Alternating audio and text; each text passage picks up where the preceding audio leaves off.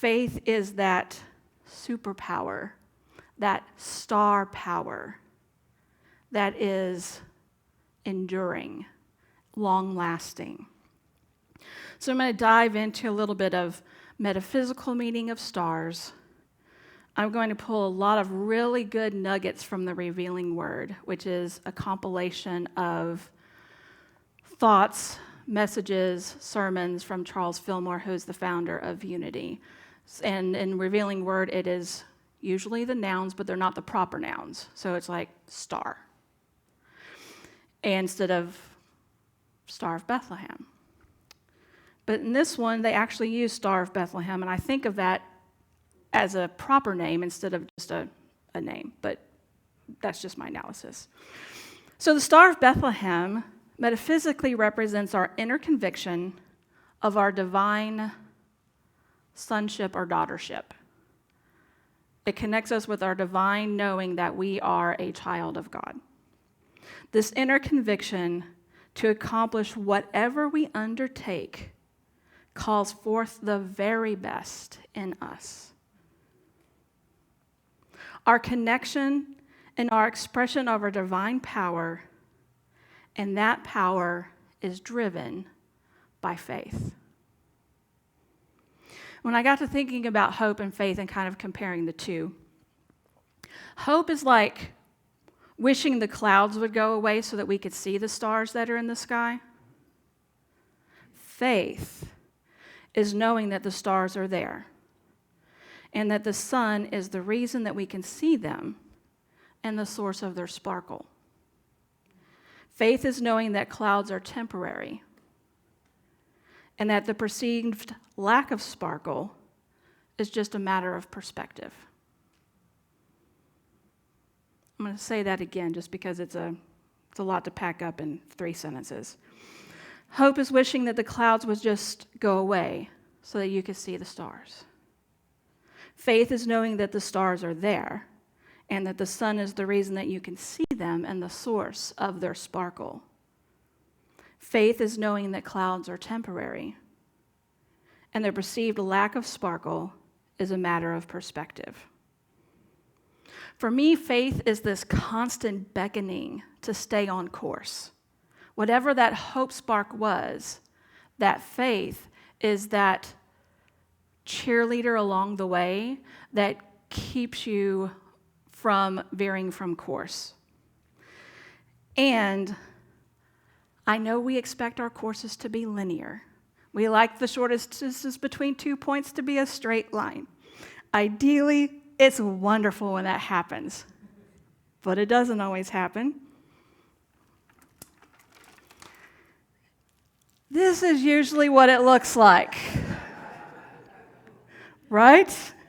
Yeah. The course is not linear. And oftentimes, we are more like those tangled Christmas lights. Things happen along our journey that cause us to breathe and find the patience to untangle. Yet, just because you're in a moment when you're feeling tangled, it doesn't mean that you can't shine. Just because you're in a moment where you feel tangled, it doesn't mean that you can't shine. I'm not going to walk over to the plug to plug those in, but I did test them before I brought them in here to let you know that if I plug them in, they will shine.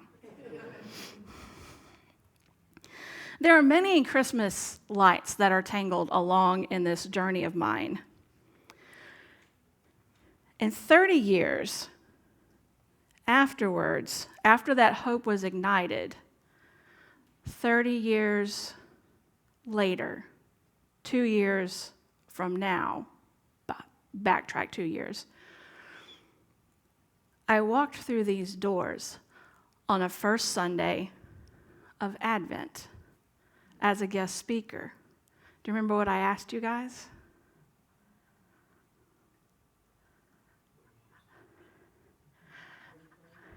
I did. I asked that. I said, oh my gosh, you guys are glowing. Are you expecting?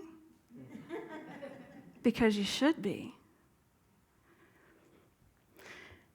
And when I walked through those doors, The hope that I had 32 years ago came into this full knowing,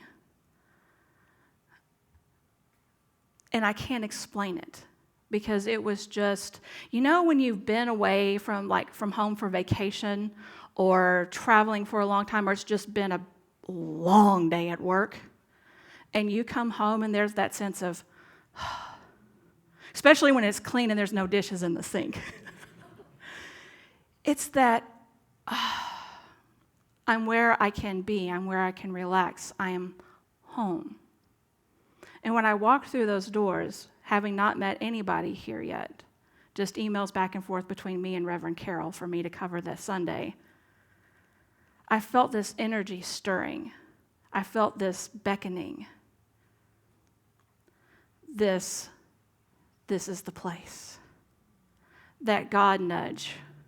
When God's sitting so closely beside you and he gently elbows you, kind of like your best friend when you're fixing to get into a bunch of mischief together, and they go, hey, let's do this. And it was that for me.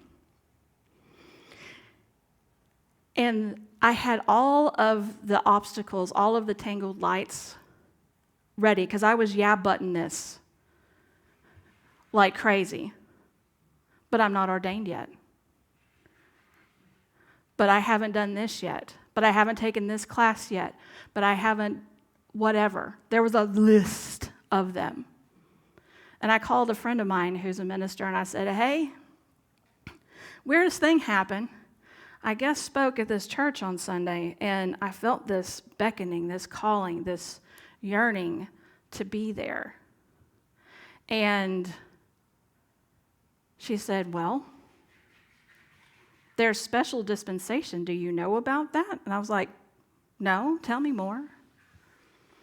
And so if you're new to this term, special dispensation, it's if you're on your journey in ministry and you haven't completed yet, but a ministry deems you that they want you as their spiritual leader, the powers that be can declare special dispensation. So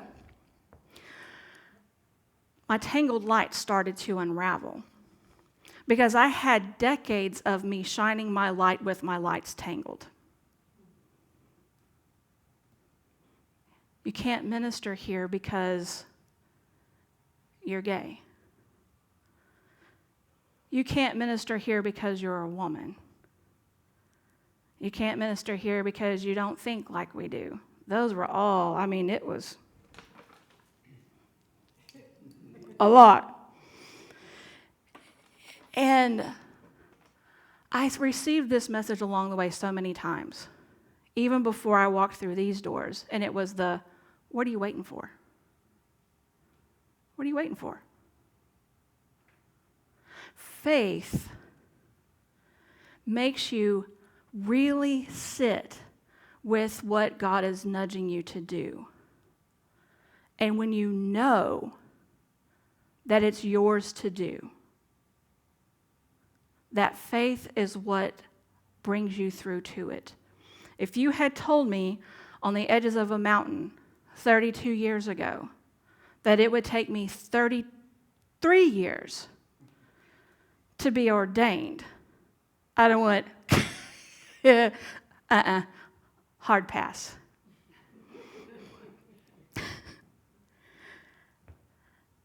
But for some reason, I had the faith to walk whatever journey I walked, wherever I walked, whatever denomination I was in, even though it was tangled, I can shine. And so Charles Fillmore shares another little nugget in the Revealing Word. The perceiving power of mind is linked with the power to shape substance. Spiritual assurance, the power to do the seemingly impossible. It is a magnetic power that draws us into our heart's desire from the invisible substance. Remember when I told you I felt this pull, this magnetic pull, and I couldn't explain it? That's it. It's spiritual assurance.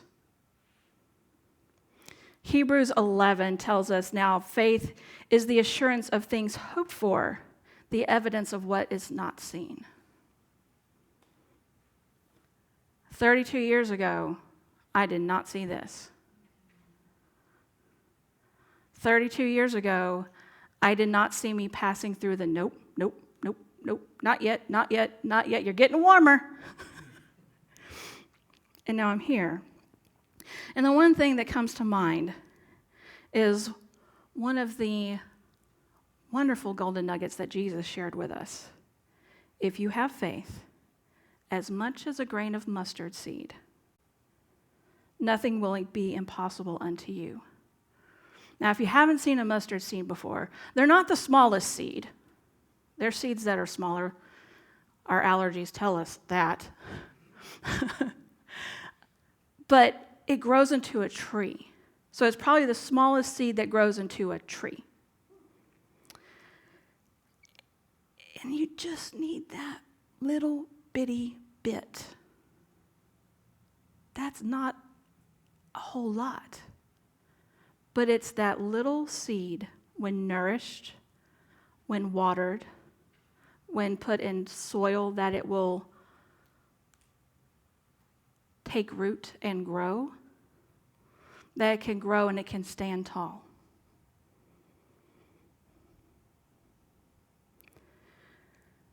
So while I'm standing here this 32 years later, seeing the ordination date in June, it's coming, y'all, it's coming. Faith has led me on this journey. And so there's some important things that are on this course in our faith journey when we're working our way through our tangled lights. And some of these are bits and pieces from the revealing word, and some of these are highlights that I'm bringing in. Faith is built up through the denial of doubt and fear. If I had listened to no, you can't, I would be working secular world somewhere, probably behind some kind of a spreadsheet. Faith is broadened by affirmations. So when we deny it, it builds faith up. And then when we broaden with our affirmations, it widens that faith foundation for us. So in that sense, those affirmations are of loyalty to divine idea, to our higher self. So this is where we try not to get into our headspace and overthink it too much, because we do. It's really when we connect our headspace to that heart space and really foster that deep plug-in to the light that makes that expand and grow. Faith in oneself, that you inherit your divine nature to be able to do what is yours to do. You are a child of God. You are a spark of divinity. You are a bright light. I see you shining all the time, and I'm amazed by you, each and every one of you. In the revealing word, it says that faith is more than mere belief. It is the very substance of what we believed. Can you imagine how many inventions have been invented because somebody had this idea and they were able to take it apart and pull it into like piece by piece by piece, especially mechanical inventions? TVs. Like I have no idea how those things work. But I love the miracle of it. But somebody saw that from like, ooh, I think we might be able to take this recording of whoever or this live stream and bring it across the ethers in whatever way so that people can see it. It is the substance of what is believed. I'm sure this person went through quite a few tangled Christmas lights metaphorically, to get to that point. This is one of the most important points that came out of the revealing word as I was looking up faith. Faith works by love.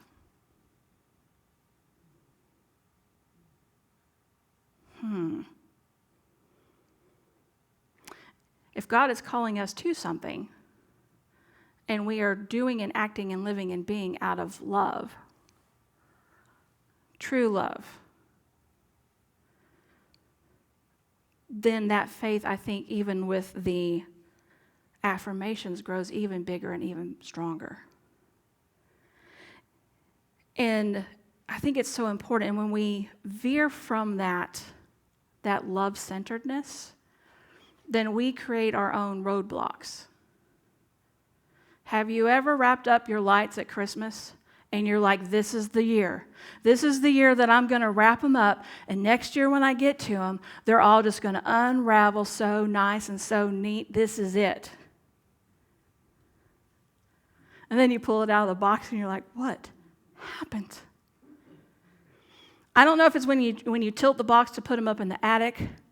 I don't know if it's when you are so tired that you just grab the box and just drag across. Somewhere along our way, we subconsciously tangle our Christmas lights. And some of the ways that we subconsciously tangle those Christmas lights is that we focus on jealousy. We focus on condemnation. We focus on resistance. What would have happened 32 years ago if I had put my energy focusing on the people who could do what I was called to do and not focusing on my own self?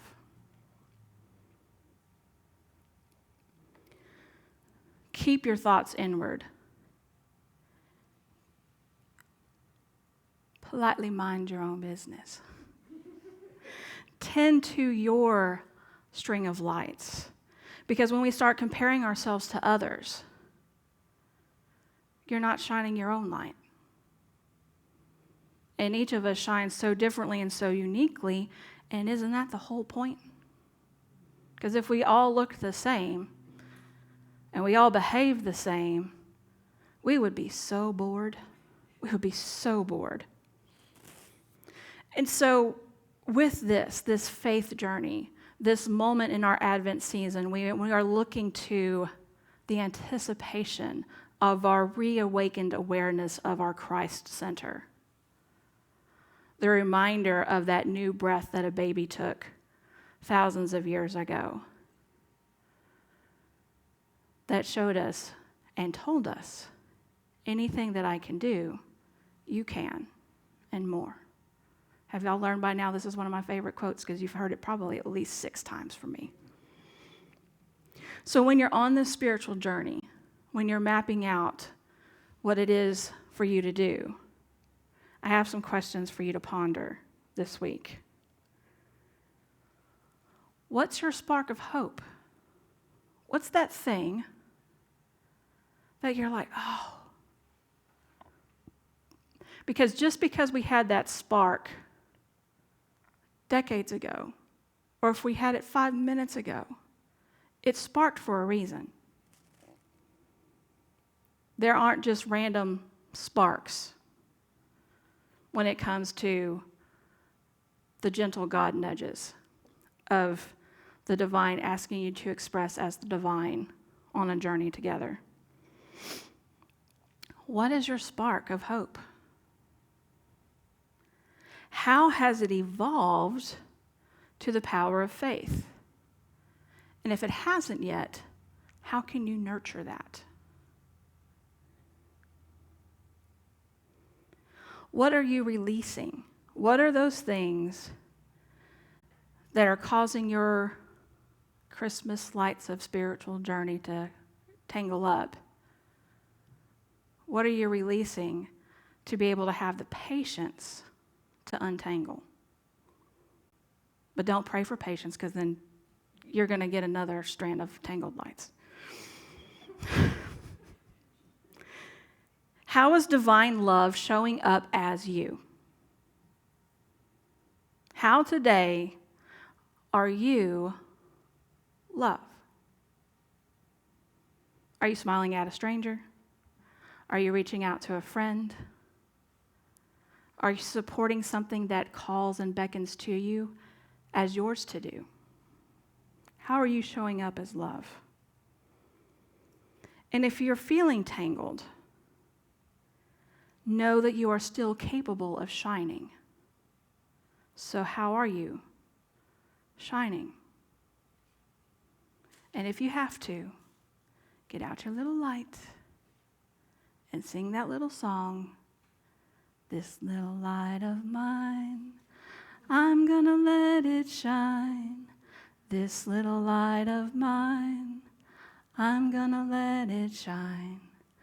This little light of mine, I'm gonna let it shine. Let it shine, let it shine, let it shine. Don't let any tangled cords stop you from shining. And with that, we will say our affirmation together. We say it 3 times. We get more excited each time. I am steadfast in faith, empowered by divine love. I am steadfast in faith, empowered by divine love. I am steadfast in faith, empowered by divine love. Shine on, y'all.